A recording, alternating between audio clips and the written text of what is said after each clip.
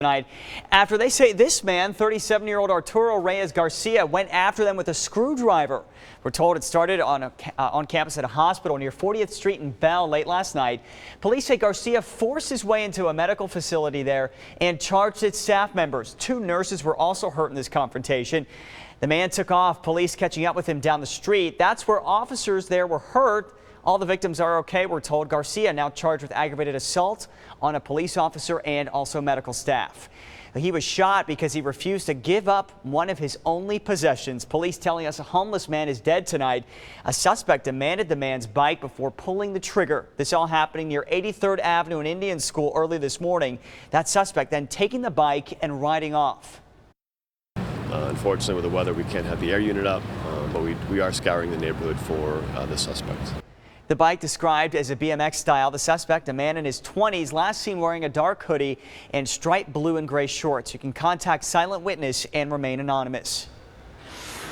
Well, outside today, we did have those showers this morning. Things becoming a little bit more calm and quiet out there and drier, really, just over the last hour. Look outside. We even had some peaks of sunshine right now out to the west. And as you look at ABC 15 Desert Doppler with me, you'll see that these showers, again, are coming to an end across the valley. This will continue to be the trend as we begin to really back those rain chances off and be done with them for the rest of the evening. Still have some light showers up in that northeast pocket of the valley up into North Scottsdale. Have some spotty, very light showers right now, pushing just south off to the east of Goodyear. We still have some very light showers with some pockets of some moderate rain south of Gila Bend at this hour, moving into Pinal County. But overall, this storm system continues to move off to the east, leaving behind since Friday over an inch of rain in Ahwatukee. We'll have a closer look at this map, snow totals, more on our forecast when we could see our next rain chances coming up.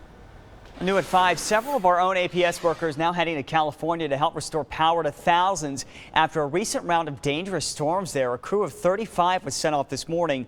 Line workers, planners, a mechanic, and a safety officer included in that. APS sent us this video of what some of that work is going to look like when they get to Fresno.